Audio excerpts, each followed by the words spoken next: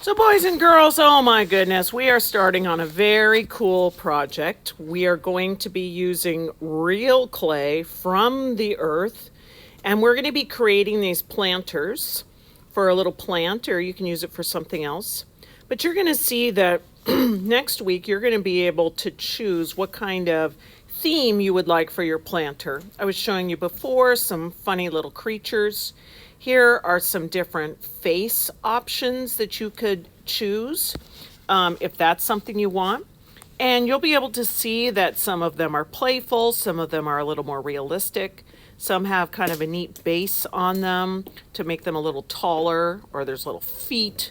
Especially when you look at the animal ones that are coming up here, you'll see that sometimes they would put little animal feet on the bottom, making some ears or some antlers. There's just so many fun possibilities that you're going to be able to implement on this project.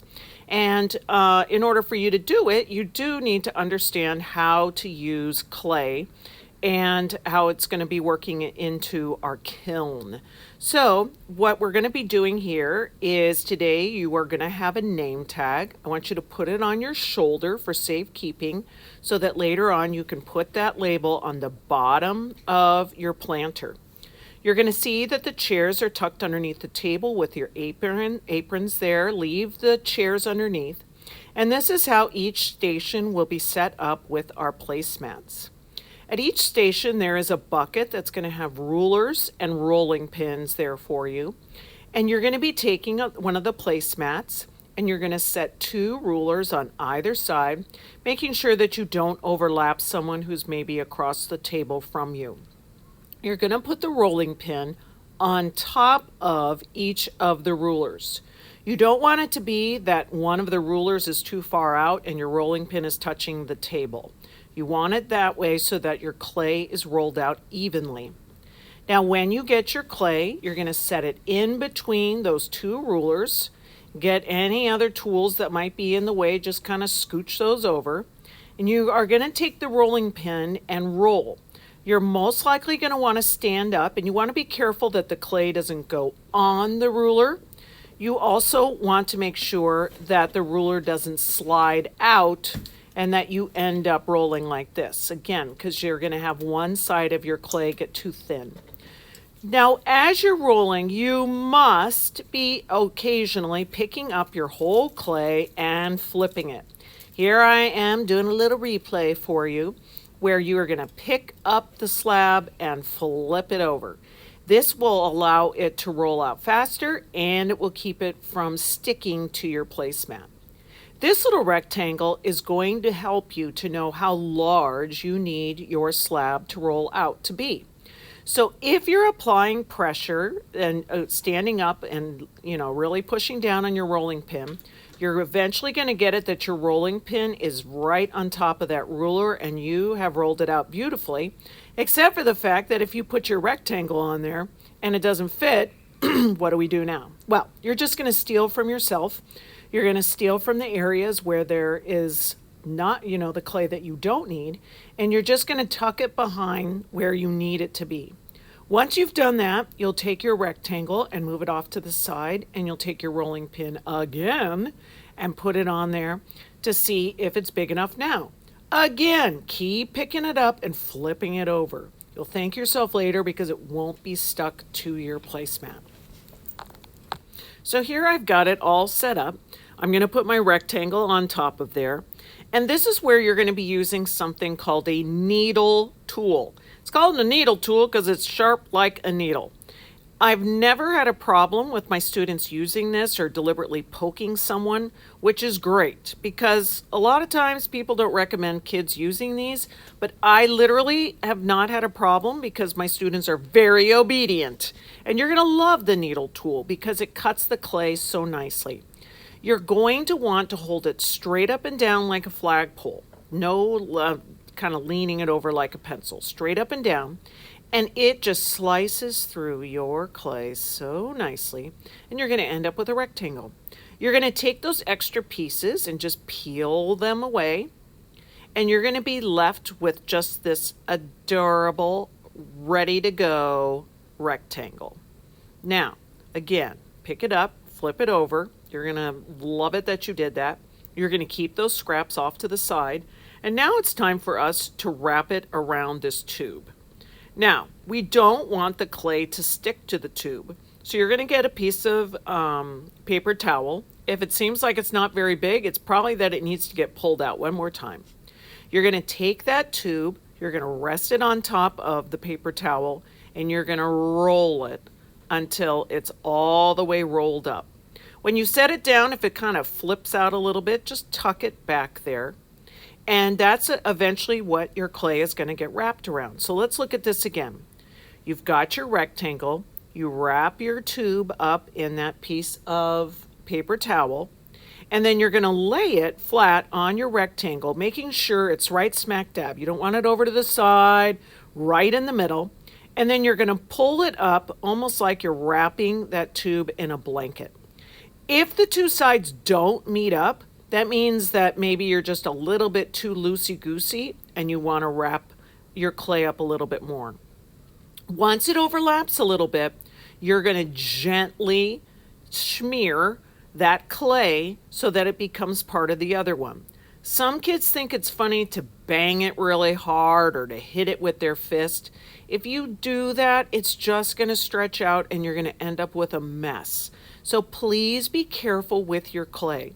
Your clay is so soft and so moist and so ready for you to make it into whatever you want. You don't want to be rough with your clay. Here, I'm even wanting my cylinder, the sides of my planter, to be nice and smooth. So I'm taking the time to just gently rub my finger over it. You can even put your finger in just a little bit of water to smooth out those edges. Now that you have the side of your planter done, you're going to be scratch attaching a base. Those toothbrushes are going to enable you to go into the water and pick up what's called slip. Slip is just a fancy word for watered down clay, like mud, and it's great glue for clay. So what I'm going to be doing is taking all my extras, I'm going to roll them up into a ball, and then I'm going to be kind of like what you did for making flower petals. You're going to be taking your fingers and pinching it sort of flat, almost like you're making a cookie. Now, when you're making your cookie, you want to make sure that your cookie is just a little bit bigger than the bottom of your planter, because this is going to become the bottom of your planter so that when you put something in it, the stuff doesn't just fall right out. If you want to roll it again, you can, but make sure that you have your rulers there so you don't roll it out too thin. I found that my cookie is the perfect size, so I'm going to take my toothbrush and I'm going to pick up a little bit of slip and I'm going to scratch the surface with the toothbrush. This is what we call scratch attach, because that clay is not going to want to become friends and connect with the other piece of clay, the bottom. So you have to tell it who's boss and scratch it with the toothbrush. Once you've scratched both sides, when you put it together, it's going to be more likely to adhere.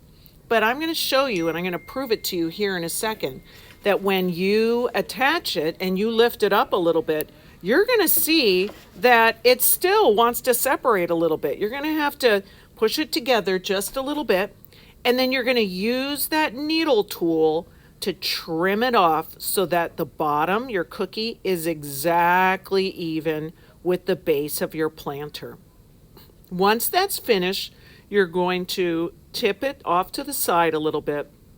And again, you're going to very carefully smear the top, the sides of your planter to the base. And you're just going to go like that and get it to become one piece. Look at that. That is looking gorgeous. So you're going to finish up getting that all nice and smeared so you can hardly even tell that that used to be two pieces of clay. And when you're finished, you are going to take that sticker off your shoulder and stick it on the bottom of your project, and you're going to bring it over to me so I can store it. So just in case you forgot, here's a quick review. You're going to make sure that you keep that clay in between the two rulers. Make sure you keep flipping it. Trust me, keep flipping. You can steal clay from yourself to make sure that it's all the way underneath your rectangle. And you're going to use your gorgeous needle tool to cut it out. Here, after you've wrapped the paper towel around your tube, you can wrap it up nice and tight there, and then you're going to gently, don't bang, don't try and make that bigger, just gently shmira, get those two pieces of clay to become one. Then you're going to take your extra, you're going to turn it into a cookie, don't eat it. You're going to scratch attach the bottom of your planter. You're going to scratch up your cookie so that you're forcing these two pieces of clay to become friends. Otherwise, they want to stay on their own. You're going to use your needle tool to cut out the rest of the base of your cylinder and then do your cute little shmira. Once again, don't forget, you're going to put your name tag on the bottom of it. Now, let's talk about cleanup. So, as you recall, we all started off with this. So, once your group is done, you can put all the rulers and the rolling pins into your bin. That needle tool is going to go back into its little container on the table. I will give washcloths around so that you can clean off your table. You're going to be gathering up your projects to bring over to me. And yeah, I'd love it if you could even store your table stuff on one of those pieces of tar paper. Now, these are just a few of the ones that I had made. And you can see that there are some where I cut out shapes and added things. There are ones where I molded it. And here, you know, making a super three-dimensional, more realistic mysterious animal there. Here I am adding ears that are pretty prominent, but very few facial details. On the cart by the mat, there is this set up for you with idea sheets, pieces of paper, and pencil. It's just an example of what some kids did after they cleaned up. They just started to sketch out their idea. If you have one, be sure to put your name on it and put it in the idea sheet bin. Have fun.